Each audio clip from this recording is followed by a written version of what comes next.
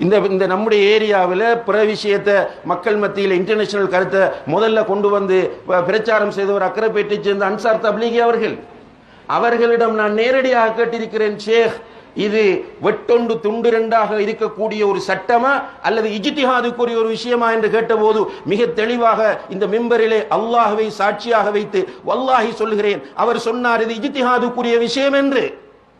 அப்படி இருக்கும்போது ஏன் உதாரணமாக பாலமுனையிலே மக்கள் எல்லோரும் ஒன்றாக பெருநாள் கொண்டாடுவதை இரண்டாக பிரிக்க வேண்டும் என்று ஏன் சிந்திக்க வேண்டும்?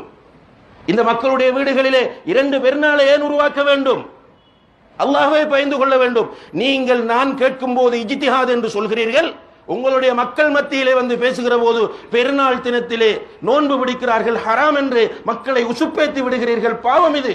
அல்லாஹ்வை அஞ்சிக் கொள்ள வேண்டும். இங்கே இருக்கிற எல்லோரையும் சாட்சியாக வைத்து அல்லாஹ்வை சாட்சியாக வைத்து வல்லாஹி நான் சொல்லிவிட்டேன்.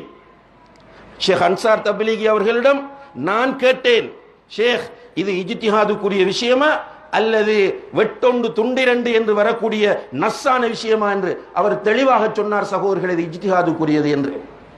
இப்போதும் அவருடைய நிலைப்பாடு அதுதான். ஆனால் பின்னால் இருக்கக்கூடிய பொதுமக்களுக்கு இந்த சப்ஜெக்ட் புரியல.